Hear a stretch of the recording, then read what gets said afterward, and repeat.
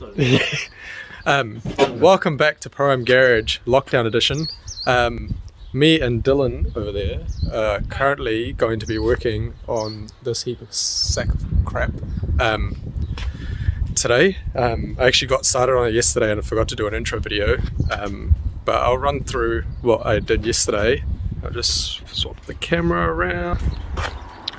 Okay, so I originally picked up this car about a year ago, I'd say. It wasn't running properly, but I decided to drive it home anyway, and it just got gradually worse and worse the more I drove it. And we found that the cam belt is actually skipping teeth as you drive along, and now the timing's way out, which is why it was getting worse. And when I was pulling the loom and all the accessories off yesterday, I found that injector 4 wasn't actually plugged in, which wasn't helping either. But yeah, it's a bit rough. We were originally going to do this car at the actual workshop when the V12 E21 was completed, but seeing that me and Dylan here are stuck at home with nothing else better to do for the next foreseeable future, yeah, so I guess we thought we'd get cracking onto it. I've got all the spare bits to get this car running again in the garage. So Dylan, what are we going to be doing today? Alright, so today we are going to drop the motor out the bottom. Oh yeah. Hopefully, you know, unbolt the suspension and subframe from the car, put the subframe on some sort of rolling device, and then lift the arse up over it. Alright. So yeah, we'll get started on that, and yeah, we'll give you updated videos as we go. See you guys soon.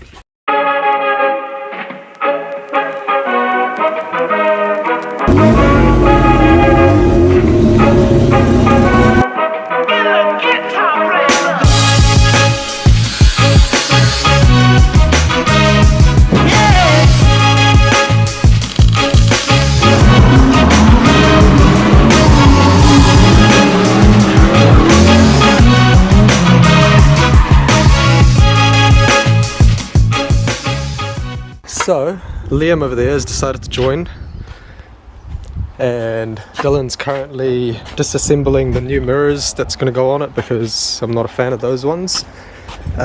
Underneath here, so far, we've taken out the front engine mount, disconnected the exhaust, taken apart the control arms that connect to the body.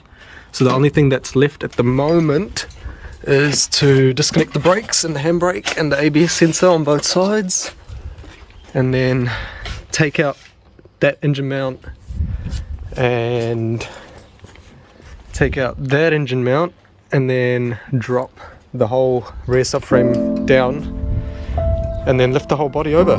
So I'll come back when we're doing that.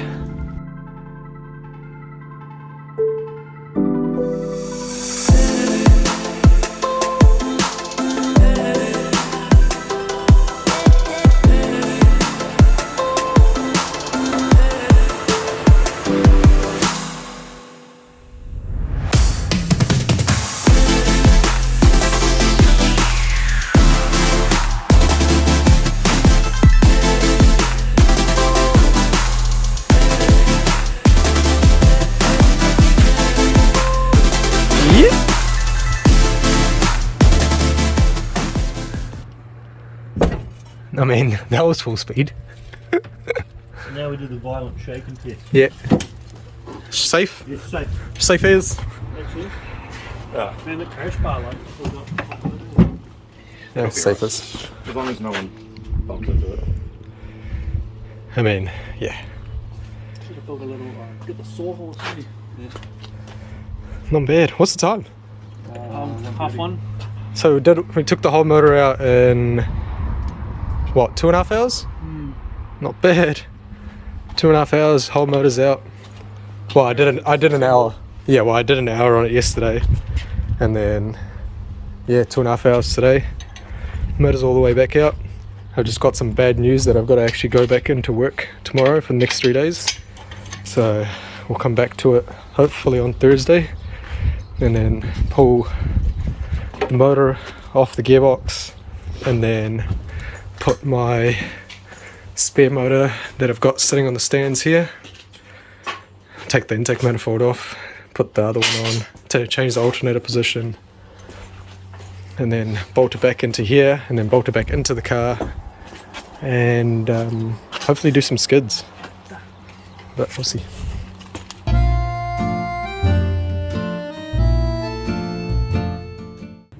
My god, it's happening.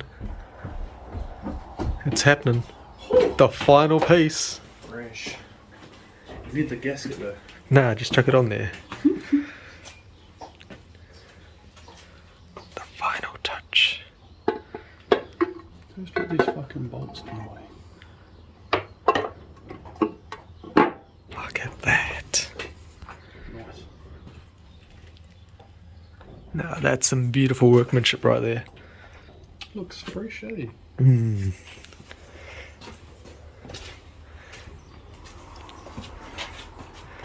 Alright, so welcome back. My original plan was to just skip the swap over bits between the old motor, which was in the car, and into the new one, but Dylan ended up going well overboard and tidied and cleaned and painted every single piece so that it's all fresh and brand spanking new looking, to go with the new motor.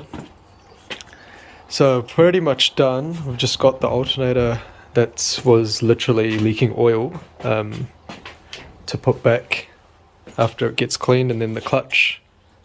And we've still got to clean all of this, and then we'll put it back in the car.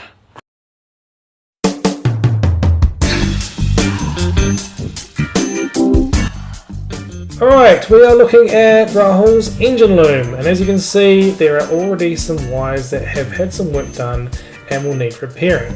So working through the loom, looks like an alternator charging wire, we've got injector wires, probably coil wires, etc. Now he's probably going to be going through here and tidying all of this up. Now a lot of these old, oh here we go, damaged cable here, a wire here, it's had a bad repair, and it looks possibly like a shielded wire, so he's going to have to go ahead and get that fixed nice and properly. I'm guessing that's maybe for a knock sensor, just guessing. Anyway, yeah, so he's going to be going through this. Now a lot of these old 90s cars, they have a lot of old repairs, bad, dodgy sort of repairs, plus all of the wiring and sheathing and stuff tends to be quite brittle. So what he'll be doing is going through, stripping it all down, and then repairing what needs to be repaired, and then making it look all nice and new again, probably with new tape and new conduit, as well as maybe some new plugs, because I can see there's a few broken ones there. So here's the cooling temp one that's already broken. Yeah, so best of luck, mate. I'm sure you get this done pretty quick, smart. So let's see how you get on.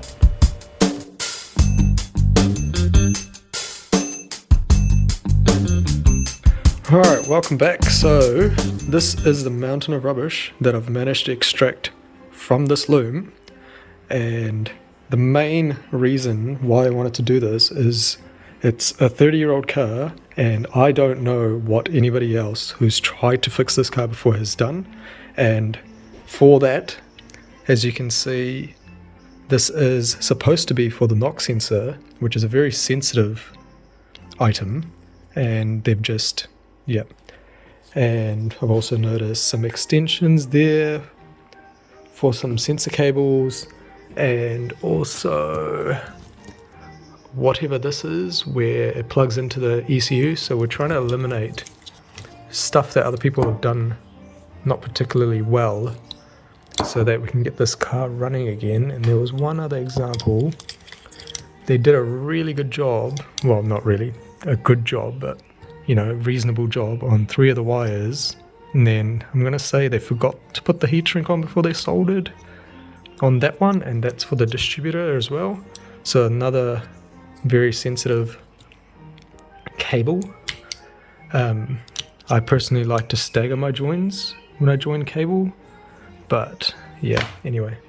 So that was the main purpose of why I wanted to do this, and also fix up all the broken ones. I should have a couple of spare looms upstairs in the garage that I can change those with. Also, if you guys are planning on doing this at home, the biggest thing that I find that people make mistakes on is that they'll just quickly rush and then strip the whole loom down. But what you actually want to do is put tape around all the junction points so that when you do re-loom the loom with the new loom tape, that you don't end up with wires and stuff that are short and then having to butcher it back in the car trying to make them long again. So you just put a piece of tape there because that section comes off there, and then same for here for the injectors, next set of injectors, same for there for this section here, and so on.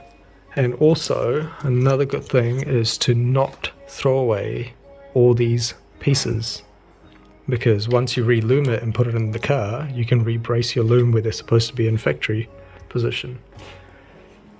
But yeah, so I'm gonna continue on and tidy and re-loom this with this loom tape, and then see how I go. Hopefully it'll look a lot tidier when I'm done.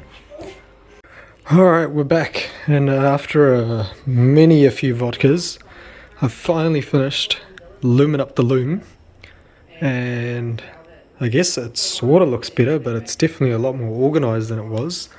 So I'll just run through a few of the things. So I've left the bits that I'm going to be changing open still. So there's the bits that with the broken connector there, and just the loom bits here, just in case we need to repin these, because depending on which loom you've actually got, which we don't know which loom's actually in this car, depending on if it's US loom or if it's a JDM loom, we're going to have to repin it, so we've left that open.